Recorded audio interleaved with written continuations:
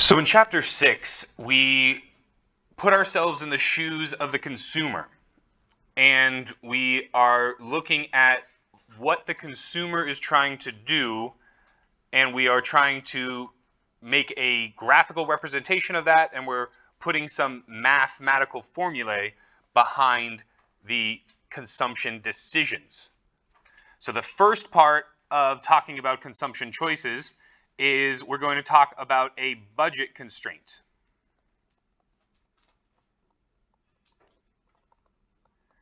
A budget constraint simply shows me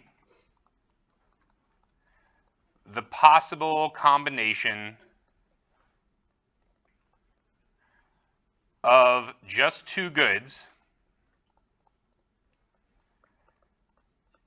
that are affordable given a consumer's limited income.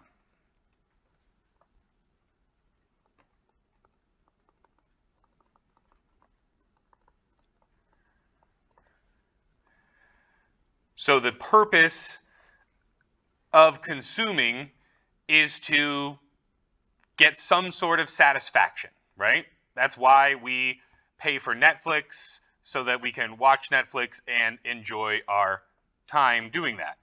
So when we're talking about that satisfaction, we have a specific term that we use in economics of utility, right? We've talked about this before. They made up a word called utils, which is the units for this made up term. This utility is a useful concept, and it is simply the satisfaction derived from consumption choices.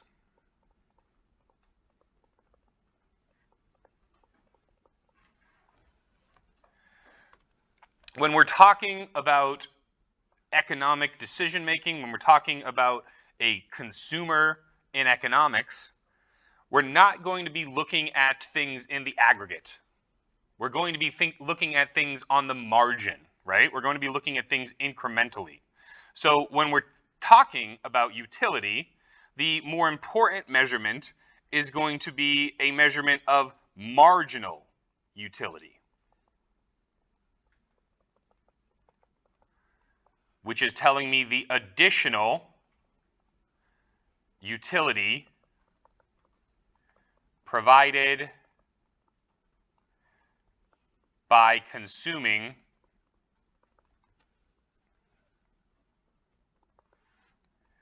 one additional unit.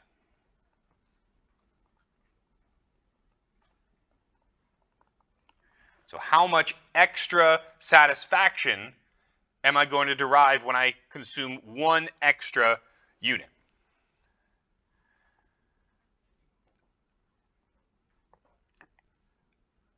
Part of our law of diminishing returns comes into play here. We have a diminishing marginal utility.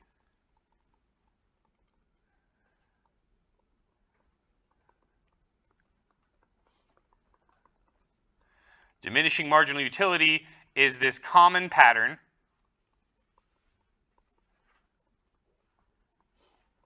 where each additional unit consumed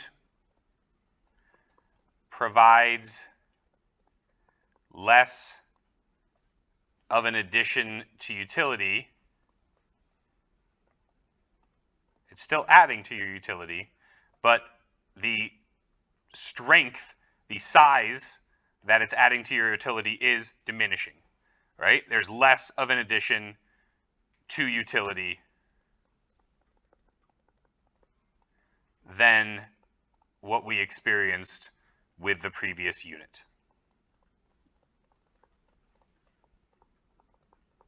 So this is the whole notion of the first slice of pizza tastes better than the sixth slice of pizza. Questions on our definitions here in chapter 6, our definitions of budget constraint, total utility, marginal utility, and that whole notion of a diminishing marginal utility. All right, let's go ahead and put it all together in a graph. Put it all together in a graph. So just like before, we're only going to be looking at the positive parts of our Cartesian coordinate plane. But unlike before, we're not going to have price on the y-axis and quantity on the x-axis. We're going to have a good on the y-axis, the number of that particular good that you're consuming, and we're going to have another good on your x-axis. Again, that's the number of that good that you are consuming. So we're told that this is going to be Jose's budget constraint.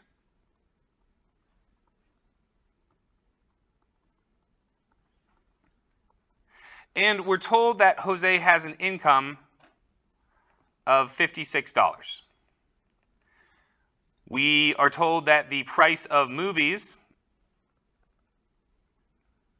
is $7. And we're told that the price of t-shirts is $14. So drawing a budget constraint line is going to show us the different combination of movies and t-shirts that are affordable for Jose.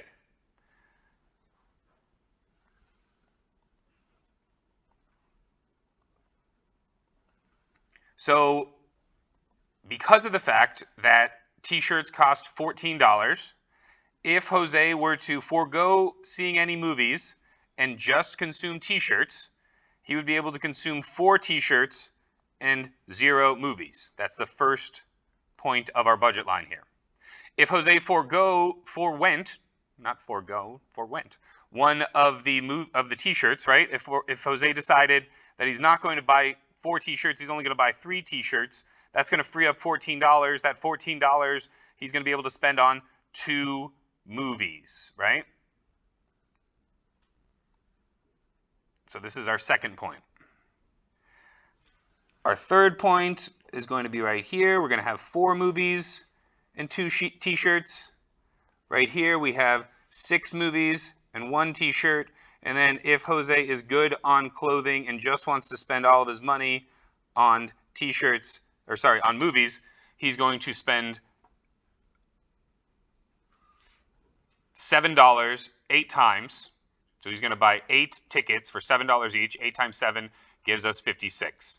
Same thing with 14 times 4 gives us 56, right? Every single one of these points here adds up to a total income being spent of the full amount of income. So anything that is on the curve or inside of the curve, right, is attainable and affordable. Gesundheit. Anything outside of the curve is going to be unobtainable, unaffordable.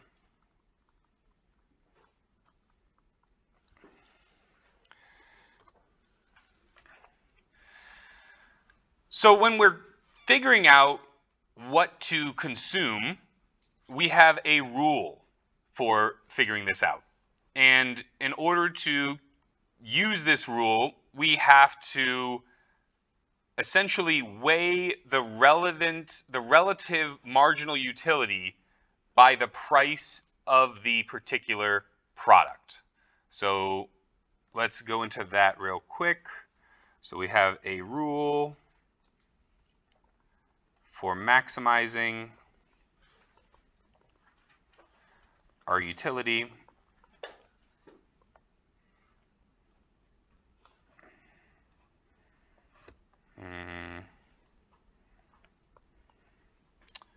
I think my computer wants me to be done with this recording.